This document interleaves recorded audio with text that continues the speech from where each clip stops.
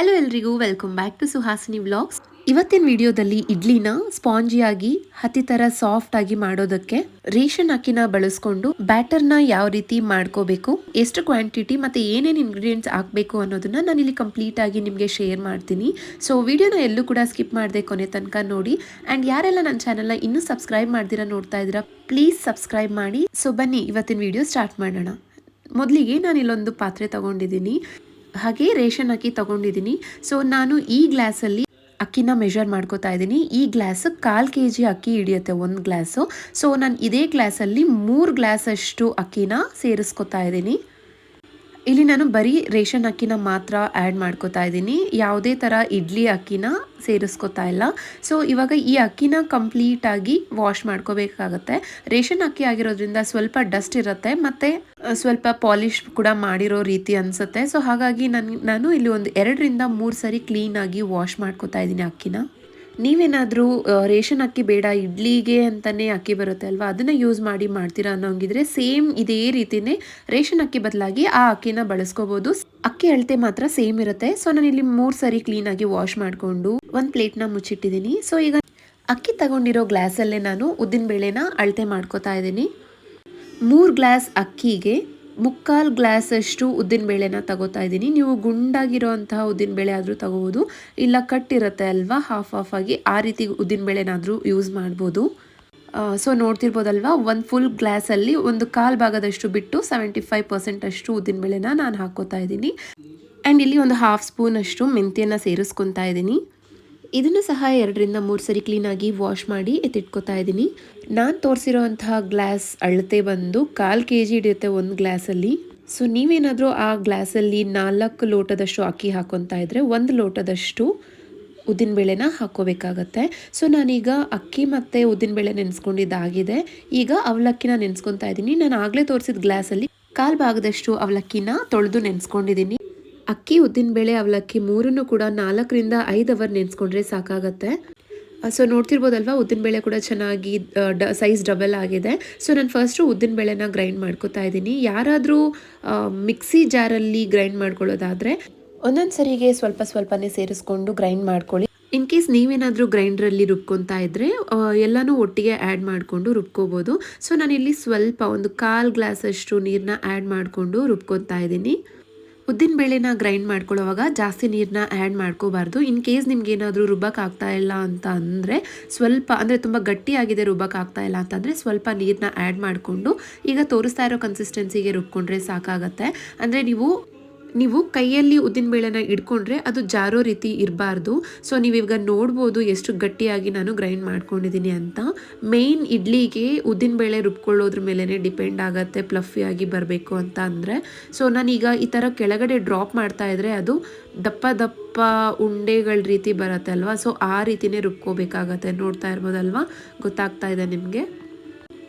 So ನಾನು ಉಳಿದಿರೋ ಉದ್ದಿನಬೇಳೆನ ಕೂಡ ಹಾಕ್ಕೊಂಡು ಇಲ್ಲಿ ಕಂಪ್ಲೀಟಾಗಿ ಗ್ರೈಂಡ್ ಮಾಡ್ಕೊಂಡಿದ್ದೀನಿ. ಈಗ ಉದ್ದಿನಬೇಳೆ ರುಬ್ಬಿದ್ದಾಗಿದೆ. ಸೊ ಅಕ್ಕಿ ಕೂಡ ನೋಡ್ಬೋದು ಚೆನ್ನಾಗಿ ನೆಂದಿದೆ. ನಾನೀಗ ಅಕ್ಕಿನ ಗ್ರೈಂಡ್ ಮಾಡ್ಕೊತಾ ಇದ್ದೀನಿ. ಇದನ್ನು ಅಷ್ಟೇ, ಇನ್ ಕೇಸ್ ಗ್ರೈಂಡರ್ಗೆ ಹಾಕೋರಾದರೆ ಅಟ್ ಎ ಟೈಮ್, ಅಂದರೆ ಉದ್ದಿನಬೇಳೆ ರುಬ್ಬಿದ್ದಾದಮೇಲೆ ನೆನೆಸ್ಕೊಂಡಿರೋಂತಹ ಅಷ್ಟು ಅಕ್ಕಿನ ಒಂದೇ ಸರಿ ಹಾಕಿ ಗ್ರೈಂಡ್ ಮಾಡ್ಕೋಬೋದು. ಮಿಕ್ಸಿಯಲ್ಲಿ ರುಬ್ತಾ ಇರೋದ್ರಿಂದ ಸ್ವಲ್ಪ ಕ್ವಾಂಟಿಟಿನ ಆ್ಯಡ್ ಮಾಡಿಕೊಂಡು ಸ್ವಲ್ಪ ತರಿಯಾಗಿಯೇ ಇರಬೇಕು. ಅಂದರೆ ರವೆ ರೀತಿ ಸ್ವಲ್ಪ ತುಂಬ ನುಣ್ಣಗೆ ಅಕ್ಕಿನ ಗ್ರೈಂಡ್ ಮಾಡ್ಕೋಬಾರ್ದು. ಉದ್ದಿನಬೇಳೆನ ಕಂಪ್ಲೀಟಾಗಿ ಸ್ಮೂತ್ ಪೇಸ್ಟಾಗಿ ಮಾಡ್ಕೊಂಡಿದ್ವಲ್ವ, ಅಕ್ಕಿ ಅಷ್ಟು ಕ್ಲೀನಾಗಿ ರುಬ್ಕೊಳ್ಳೋ ಅವಶ್ಯಕತೆ ಇಲ್ಲ. ಸ್ವಲ್ಪ ರವೆ ಥರ ಇದ್ದರೆ ಸಾಕಾಗತ್ತೆ. ಸೊ ನಾನೀಗ ತೋರಿಸಿರೋ ರೀತಿಯೇ ಕಂಪ್ಲೀಟಾಗಿ ಅಕ್ಕಿನ ರುಬ್ಕೊಂಡಿದ್ದೀನಿ. ಈಗ ಅವಲಕ್ಕಿನ ಗ್ರೈಂಡ್ ಮಾಡ್ಕೋಬೇಕಾಗತ್ತೆ. ಸೊ ನೋಡ್ತಾ ಇರ್ಬೋದು, ನಾನು ಆವಾಗಲೇ ಹಾಕಿದ ನೀರು ಕಂಪ್ಲೀಟಾಗಿ ಹೀರ್ಕೊಂಡಿದೆ. ಇದನ್ನು ನೀವು ಹಿಂಡಿ ಕೂಡ ಗ್ರೈಂಡ್ ಮಾಡ್ಕೋಬೋದು, ಇಲ್ಲಾಂತಂದರೆ ಇದಕ್ಕೆ ನೀರು ಸೇರಿಸೋ ಅವಶ್ಯಕತೆ ಇಲ್ಲ, ಹಾಗೆ ಡೈರೆಕ್ಟಾಗಿ ರುಬ್ಕೋಬೋದು. ಯಾಕಂದರೆ ಇದು ಆಲ್ರೆಡಿ ಕಂಪ್ಲೀಟಾಗಿ ನೆಂದಿದೆ ಅಲ್ವಾ. ಸೊ ಹಾಗಾಗಿ ನೀವು ಹಾಕಿದ ತಕ್ಷಣ ಜಸ್ಟ್ 1-2 ನಿಮಿಷ ನೀವು ಹಾಗೆ ರುಬ್ಕೊಂಡ್ರೆ ಕಂಪ್ಲೀಟಾಗಿ ಪೇಸ್ಟ್ ಆಗಿಬಿಡತ್ತೆ ಇದು. ಸೊ ಇದನ್ನು ನಾನು ಸೇರಿಸ್ಕೊತಾ ಇದ್ದೀನಿ. ಇನ್ ಕೇಸ್ ನೀವೇನಾದರೂ ಅವಲಕ್ಕಿ ಹಾಕೊಳ್ಳೋದಕ್ಕೆ ಇಷ್ಟ ಇಲ್ಲ ಅಂತಂದರೆ ಬಿಳಿ ಸಾಬುದಾನ ಬರುತ್ತೆ ಅಲ್ವಾ, ಅದು 2 ಸೈಜ್ ಸಿಗುತ್ತೆ, ಚಿಕ್ಕದೊಂದು ದೊಡ್ಡದೊಂದು. 2ರಲ್ಲಿ ಯಾವುದಾದ್ರೂ ಸೇಮ್ ಕ್ವಾಂಟಿಟಿನೇ, ಅವಲಕ್ಕಿ ಎಷ್ಟು ಹಾಕ್ಕೊಂಡಿದ್ದೀರಾ ಸೊ ಅದೇ ಕ್ವಾಂಟಿಟಿಗೆ ನೀವು ಸಾಬುದಾನನ ಆ್ಯಡ್ ಮಾಡ್ಕೋಬೋದು. ಅಂದರೆ ನೆನೆಸಿಟ್ಟು ಈ ರೀತಿ ಗ್ರೈಂಡ್ ಮಾಡ್ಕೋಬೇಕಾಗತ್ತೆ. ಅವಲಕ್ಕಿ ಹಾಕ್ತಾ ಇರೋದ್ರಿಂದ ನೀವು ದೋಸೆ ಸಹ ಇದರಲ್ಲೇ ಮಾಡ್ಕೋಬೋದು ಇದೇ ಹಿಟ್ಟಲ್ಲೇ. ತುಂಬ ಗರಿ ಗರಿಯಾಗಿ ಅಷ್ಟೇ ಕಲರ್ ಕೂಡ ತುಂಬಾ ಚೆನ್ನಾಗಿ ಬರುತ್ತೆ. ಸೊ ಇದನ್ನು ದೋಸೆಗೂ ಕೂಡ ನೀವು ಬಳಸ್ಕೋಬೋದು. ಸೊ ಈಗ ನಾನು ರುಬ್ಕೊಂಡಿರೋ ಎಲ್ಲ ಮಿಕ್ಸ್ಚರ್ನ ಕಂಪ್ಲೀಟಾಗಿ ಮಿಕ್ಸ್ ಮಾಡ್ಕೋತಾ ಇದ್ದೀನಿ. ನೀವು ಯಾವುದಾದ್ರೂ ಸೌಟಲ್ಲಿ ಮಿಕ್ಸ್ ಮಾಡ್ಕೊಳ್ಳೋದಕ್ಕಿಂತ ಈ ರೀತಿ ಕೈಯಲ್ಲಿ ಮಿಕ್ಸ್ ಮಾಡಿಕೊಂಡ್ರೆ ಚೆನ್ನಾಗಿ ಫರ್ಮೆಂಟ್ ಆಗುತ್ತೆ. ಅಂದರೆ ನಮ್ಮ ಬಾಡಿ ಟೆಂಪರೇಚರ್ ಅಥವಾ ಕೈಯಲ್ಲಿರುವ ಬಿಸಿ ಶಾಖದಿಂದಾನೇ ಚೆನ್ನಾಗಿ ಫರ್ಮೆಂಟ್ ಆಗುತ್ತೆ ಅನ್ನೋದನ್ನು ನಾನು ತುಂಬ ಕೇಳ್ಪಟ್ಟಿದ್ದೀನಿ. ಸೊ ಹಾಗಾಗಿ ಸೇಮ್ ನಾನು ಅದನ್ನೇ ನಿಮಗೂ ಕೂಡ ಶೇರ್ ಮಾಡ್ತಾ ಇದ್ದೀನಿ. ಉದ್ದಿನಬೇಳೆ ಎಲ್ಲ ಫಸ್ಟ್ ಹಾಕಿದ್ವಿ ಅಲ್ವಾ, ಗ್ರೈಂಡ್ ಮಾಡಿಬಿಟ್ಟು ಅದೆಲ್ಲ ಕೆಳಭಾಗದಲ್ಲೇ ಇರುತ್ತೆ. ಸೊ ಅದನ್ನೆಲ್ಲ ಕ್ಲೀನಾಗಿ ಕೈಯಲ್ಲಿ ಮಿಕ್ಸ್ ಮಾಡಿಕೊಂಡ್ರೆ ಚೆನ್ನಾಗಿರುತ್ತೆ. ಸೊ ಹಾಗಾಗಿ ನಾನು ಕೆಳಗಡೆಯಿಂದ ಮೇಲೆ, ಮೇಲೆಯಿಂದ ಕೆಳಗಡೆ ಕ್ಲೀನಾಗಿ ಕಂಪ್ಲೀಟಾಗಿ ಮಿಕ್ಸ್ ಮಾಡ್ಕೊತಾ ಇದ್ದೀನಿ. ಈ ರೀತಿ ಮಿಕ್ಸ್ ಮಾಡ್ಕೊಳ್ಳೋದ್ರಿಂದ ಅಕ್ಕಿ ಮತ್ತು ಉದ್ದಿನಬೇಳೆ ಗ್ರೈಂಡ್ ಮಾಡ್ಕೊಂಡಿರೋದು ಅವಲಕ್ಕಿದು ಎಲ್ಲನೂ ಕಂಪ್ಲೀಟಾಗಿ ಮಿಕ್ಸ್ ಆಗುತ್ತೆ, ಚೆನ್ನಾಗಿ ಉಬ್ಬುತ್ತೆ ಕೂಡ. ಇದು ನೈಟಲ್ಲಿ ಮಿಕ್ಸ್ ಮಾಡುವಾಗನೇ ಉಪ್ಪನ್ನ ಆ್ಯಡ್ ಮಾಡ್ಕೋತಾ ಇದ್ದೀನಿ. ಇನ್ ಕೇಸ್ ನೀವೇನಾದರೂ ಉಪ್ಪು ಈ ಟೈಮಲ್ಲಿ ಆ್ಯಡ್ ಮಾಡಲ್ಲ ಅನ್ನೋಗಿದ್ರೆ ತೊಂದರೆ ಇಲ್ಲ. ಮಾರ್ನಿಂಗ್ ನೀವು ಚೆನ್ನಾಗಿ ಉಬ್ಬಿ ಬಂದಿರುತ್ತೆ ಅಲ್ವಾ, ಇನ್ನೇನು ನೀವು ಯೂಸ್ ಮಾಡ್ತಾ ಇದ್ದೀರಾ ಇಡ್ಲಿ ಅಥವಾ ದೋಸೆ ಮಾಡೋದಕ್ಕೆ ಅಂದಾಗ ಉಪ್ಪನ್ನ ಆ್ಯಡ್ ಮಾಡ್ಕೋಬೋದು. ನೀವು ಬೇಕಾದರೆ ಕಲ್ಲುಪ್ಪನ್ನು ಸಹ ಯೂಸ್ ಮಾಡ್ಬೋದು. ತುಂಬ ಜನ ಕಲ್ಲುಪ್ಪು ಯೂಸ್ ಮಾಡ್ತಾರೆ. ಇನ್ ಕೇಸ್ ಕಲ್ಲುಪ್ಪು ಬೇಡ ಅನ್ನೋ ಹಾಗಿದ್ರೆ ನೀವು ಪುಡಿ ಉಪ್ಪನ್ನು ಕೂಡ ಯೂಸ್ ಮಾಡ್ಬೋದು. ಯಾವುದೇ ಉಪ್ಪು ಯೂಸ್ ಮಾಡೋದ್ರಲ್ಲಿ ಏನೂ ತೊಂದರೆ ಇಲ್ಲ. ಸೊ ನಾನು ಇದಕ್ಕೆ ಕಂಪ್ಲೀಟಾಗಿ ಮಿಕ್ಸ್ ಮಾಡಿಬಿಟ್ಟು ಅದ್ರ ಮೇಲೆ ಒಂದು ಪ್ಲೇಟ್ನ ಮುಚ್ಚಿದ್ದೀನಿ. ಸೊ ತೂಕವಾಗಿರುವಂತಹ ಒಂದು ಕಲ್ಲನ್ನು ಅದ್ರ ಮೇಲೆ ಇಟ್ಟಿದ್ದೀನಿ. ಎಲ್ಲೂ ಸಹ ಗಾಳಿ ಹೋಗದೆ ಇರೋ ಹಾಗೆ ಒಂದು ಪ್ಲೇಟ್ನ ಮುಚ್ಚಿ ಅದ್ರ ಮೇಲೆ ಟೈಟಾಗಿ ಅಂದರೆ ತೂಕವಾಗಿರೋವಂಥದ್ದು ಏನಾದರೂ ಒಂದು ಇಟ್ಟರೆ ಹಿಟ್ಟು ಚೆನ್ನಾಗಿ ಫರ್ಮೆಂಟ್ ಆಗುತ್ತೆ. ಕೆಲವೊಂದು ಸರಿ ತುಂಬ ಚೆನ್ನಾಗಿ ಫರ್ಮೆಂಟ್ ಆಗಿದ್ದರೆ ಹಿಟ್ಟು ಆಚೆ ಬರುತ್ತೆ. ಸೊ ಆ ಒಂದು ರೀಸನ್ಗೆ ಕೆಳಗಡೆ ನಾನೊಂದು ಪ್ಲೇಟ್ನ ಸಹ ಇಟ್ಟಿದ್ದೆ. ಇಡ್ಲಿ ಬ್ಯಾಟರ್ನ 10 to 12 ಅವರ್ಸ್ ಫರ್ಮೆಂಟ್ ಆಗೋದಕ್ಕೆ ಬಿಡಬೇಕು. ಅಂದರೆ ನೀವು ಹಿಟ್ಟನ್ನೇನಾದರೂ ನೈಟ್ ರುಬ್ಬಿದ್ರೆ ಮಾರ್ನಿಂಗ್ಗೆ ಇದು ಸರಿಯಾಗಿ ಚೆನ್ನಾಗಿ ಬಂದಿರುತ್ತೆ. ನೊರೆ ರೀತಿ ಬರಬೇಕು. ಆ್ಯಕ್ಚುಲಿ ಅಕ್ಕಿ ಹಿಟ್ಟು ಏನು ನಾವು ರುಬ್ಕೊಂಡಿರ್ತೀವಿ ಬೆಳಗ್ಗೆ ಆಗೋ ಅಷ್ಟರಲ್ಲಿ ಅಂದರೆ 10 to 12 ಅವರ್ಸ್ ಏನಾದರೂ ನೆನೆಸಿದ್ರೆ ಅದು ಸೈಜ್ ಡಬಲ್ ಆಗಿರುತ್ತೆ. ಅಂದರೆ ಕ್ವಾಂಟಿಟಿ ಸ್ವಲ್ಪ ಇನ್ಕ್ರೀಸ್ ಆಗಿರೋ ರೀತಿ ನಮಗೆ ಅನಿಸುತ್ತೆ. ಸೊ ನೀವು ಅಬ್ಸರ್ವ್ ಮಾಡ್ಬೋದು ಬ್ಯಾಟರ್ ಕ್ವಾಂಟಿಟಿ ಡಬಲ್ ಆಗಿದೆ. ನಾನಿಲ್ಲಿ ಸೋಡಾನ ಬಳಸಿಲ್ಲ ಆ್ಯಂಡ್ ಅದು ಉಬ್ಬಿ ಬರೋದಕ್ಕೆ ಯಾವುದೇ ರೀತಿ ಇಂಗ್ರೀಡಿಯೆಂಟ್ಸ್ನ ನಾನು ಯೂಸ್ ಮಾಡಿಲ್ಲ. ಇನ್ ಕೇಸ್ ಏನಾದರೂ ಈ ಥರ ನೊರೆ ರೀತಿ ಬಂದಿಲ್ಲ, ಕ್ವಾಂಟಿಟಿ ಡಬಲ್ ಆಗಿಲ್ಲ ಅಂತ ಅಂದರೆ ಚೆನ್ನಾಗಿ ಕಾಯಿಸಿರುವಂತಹ ನೀರನ್ನ ಒಂದು ಅಗಲವಾದ ಪಾತ್ರೆಗೆ ಉಯ್ದುಬಿಟ್ಟು ಈ ಬ್ಯಾಟರ್ದು ಪಾತ್ರೆ ಏನಿದೆ ಅದನ್ನು ಒಂದು 15 ನಿಮಿಷಗಳ ಕಾಲ ಅದರಲ್ಲಿ ಇಟ್ಟರೆ ಚೆನ್ನಾಗಿ ಉಬ್ಬಿ ಬರುತ್ತೆ. ಇಡ್ಲಿ ಕೂಡ ಸಾಫ್ಟಾಗಿ ಬರುತ್ತೆ. ಸೊ ನಾನೀಗ ಒಂದು ಇಡ್ಲಿ ಪಾತ್ರೆಗೆ ಸ್ವಲ್ಪ ಆಯಿಲ್ ಹಾಕಿ ಗ್ರೀಸ್ ಮಾಡ್ಕೊತಾ ಇದ್ದೀನಿ.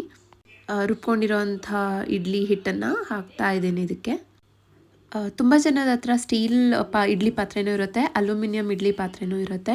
ಇನ್ ಕೇಸ್ ನೀವೇನಾದರೂ ಸ್ಟೀಲ್ ಪಾತ್ರೆಯಲ್ಲಿ ಇಡ್ಲಿನ ಮಾಡೋದಾದರೆ ಯಾವುದೇ ಥರ ಬಟ್ಟೆನ ಬಳಸೋ ಅವಶ್ಯಕತೆ ಇರೋದಿಲ್ಲ.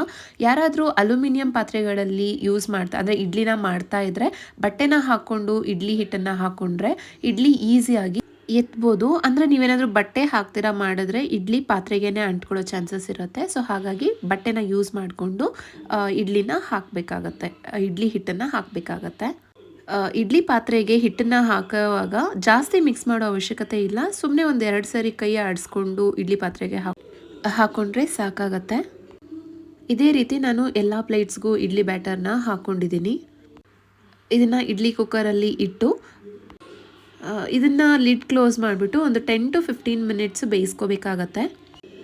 10 ನಿಮಿಷ ಬೇಯಿಸ್ಕೊಂಡ್ರೂ ಸಾಕಾಗತ್ತೆ. ಇದು ಚೆನ್ನಾಗಿ ಕುಕ್ ಆಗಿದೆ. ನೀವು ಇದನ್ನೇನಾದರೂ ಇಮಿಡಿಯೇಟಾಗಿ ತೆಗಿತಾ ಇದ್ದೀರಾ ಅಂತಂದರೆ ಸ್ವಲ್ಪ ನೀರನ್ನ ಸ್ಪ್ರೆಡ್ ಮಾಡಿಕೊಂಡು ತೆಗಿಬೋದು.